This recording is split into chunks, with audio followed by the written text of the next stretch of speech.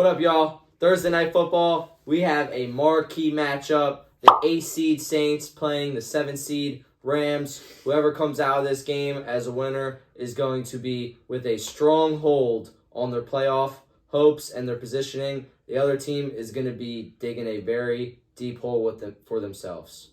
Yeah, this game, I don't even know who's going to win, if I'm being completely honest with you. It's like you could pick the Saints for many reasons, and you could also pick the Rams for many reasons. And what we've seen in the past week is it's going to lean towards the Saints, I think. I mean, I don't know. It's kind of hard to tell. We thought the Eagles were a lock. Obviously not. If you think the Rams are a lock, you're probably wrong, you know? We thought the Cowboys were a lock. Obviously not. We thought the Giants were going to beat the Packers. We thought the Packers were going to beat the Giants.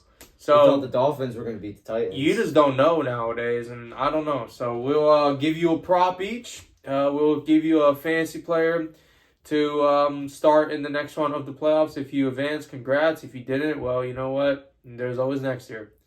And then we'll give you our score predictions to see who we think will win this game. Cool. All right, so starting off with my prop.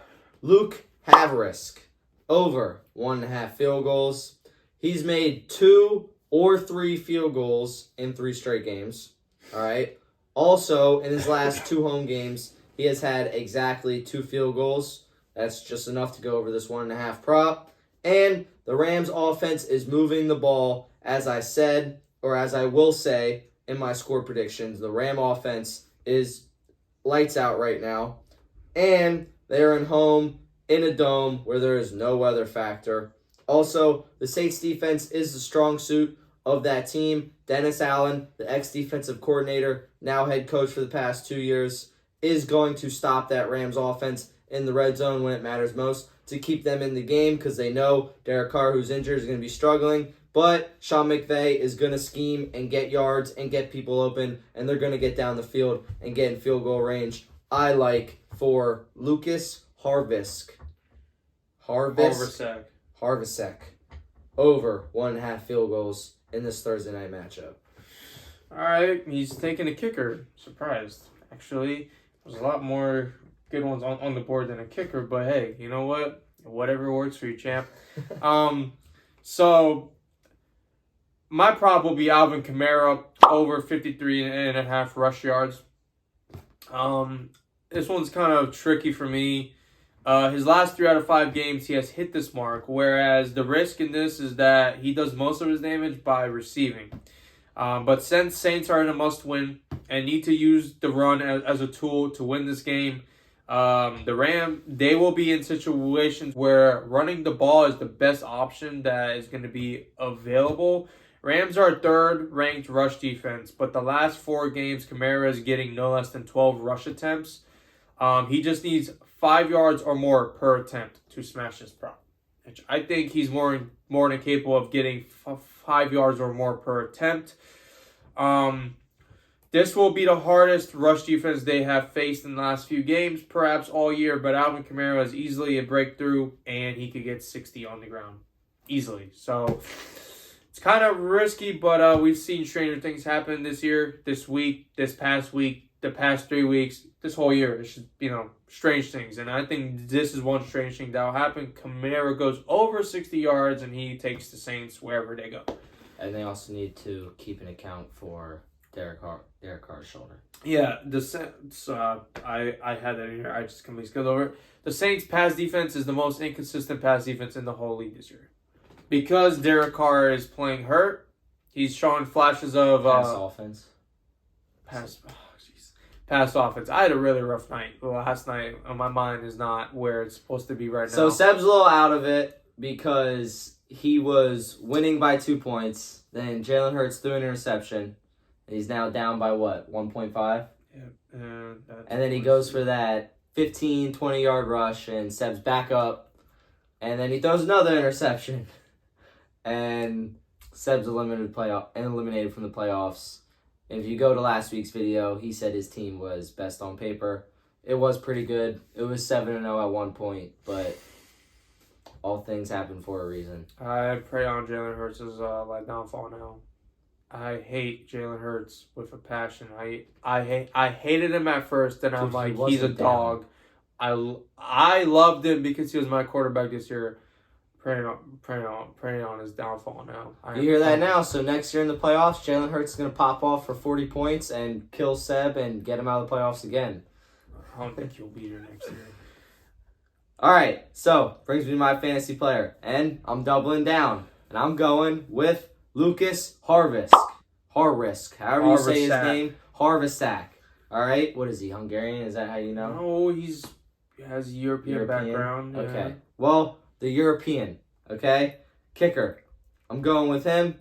He is going to give you a whole bunch of consistent points like he has the past couple weeks. All right. Like I said, taking the page out of Seb's playbook here with going with the kicker. Last 3 games, he's scored 10, 13, and 7. All right? The Rams offense is moving the ball, as I am going to say, and as I said earlier. The Saints defense is very strong and is going to hold them. I can't reiterate it more. All right? I want kickers on an offense that is averaging 33 points per game over the last 5 games. I want that kicker. All right, Daniel Carlson last week on Thursday Night Football scored 9 points just on extra points alone. All right, if the offense that he plays for is averaging 33, then this kicker for the Rams is going to get his opportunity in a dome. Like I said, there's no weather factor. They're at home. They have that crowd behind them. That kicker who has scored 10, 13, and 7 the last 3 games is going to produce for you, and I think he's going to get it done. And it's a safe play because you never really know, but if you are in desperate need of a kicker, I think he's a good one to play. Yeah, kickers during this time of year will make or break your season. I lost by less than 2 points. If my kicker would have hit one more extra point, one more field goal, I would have won, So it's kind of like they can make or break your year. My fantasy player, Jimmy Graham, and Jawan Johnson, the Saints tight end combo, okay? The Rams are ranked 29th versus the tight end position. And with the Saints dealing with injuries to key receivers such as Chris Olave, Rashid Shaheed, Jimmy Graham has scored a touchdown in each of his last 3 games off of 2 receptions. So he's getting 8.9 points the last 3 games in fantasy football. He is the red zone tight end. He's the red zone go-to now for the Saints. A player that has risen from the dead. You haven't heard about Jimmy Graham for the last, 3 years? Yeah. Okay? You just haven't heard about this man. I didn't even know till he played in the NFL still when I turned on Red Zone two weeks ago to him scoring a touchdown. Yeah. And I'm like, me too. And I'm like, Jimmy Graham? He doesn't have hair. He's like, he looks different. He just, I don't know. So he's broke. That's what it is. He ain't got no hair, and he's going back to his old team, scoring his first touchdown in week 13. So, yeah, so Jimmy Graham came back from nowhere, which is props to the man. I didn't even know he still existed. But you could also look at Jawan Johnson. He's been inconsistent this year. That's why I'm kind of risky on him. But who also scored a touchdown last week and got you 11.8 points as Carr got him more involved in the past game since Chris Olave was out last week. Also, this is really important. If Chris Olave is out, these are really, really, really good targets here. If he is in, I don't know. But why not? Graham got 8.9 points. Jawan Johnson got 11.8 last week, which for the tight end position is pretty decent with how we've seen the tight end play this year.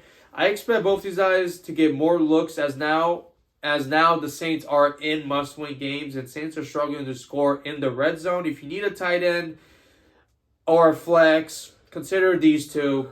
I played Jawan Johnson already this year. He did good for me, so why not?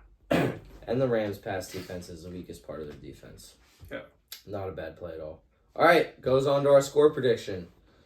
And I got the Rams winning 23-17. All right.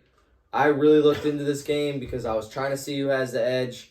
Both teams find themselves at 7-7 coming into this game and very much in the playoff race after week 15. All right. If the season had ended today, the Rams would be in the playoffs as the wild card as they hold the 7 seed, and the Saints would be just out as they are in the 8 seed. Both teams are coming into this game very hot, as the Saints have won back-to-back, and the Rams are winners of 4 of their last 5. But I think of the two, the Rams are the hotter team. And this is why. Since X-Factor running back Kyron Williams came back 4 weeks ago, the offense has exploded, as each one of these stats I'm about to give you right now has happened over each of the past 4 games in every single game. LA has averaged 33 points over those 4 games. All right. Matt Stafford has thrown no less than 2 touchdowns in each of those 4 games. And Kyron Williams has had 4 straight games of over 100 rushing yards. With the Rams being 3-1 over that stretch, only loss to the 1 seed Ravens. The Saints offense is struggling with a hurt Derek Carr. Aaron Donald touches him up and disrupts him this game, and I think is going to aggravate him. I've seen him go in and out of games too many times this year to have faith in him against Aaron Donald in LA. Also, the Saints are looking for their first road win against the Rams since 2009. I don't think they get it, as the Rams defend their home turf and win this game 23-17.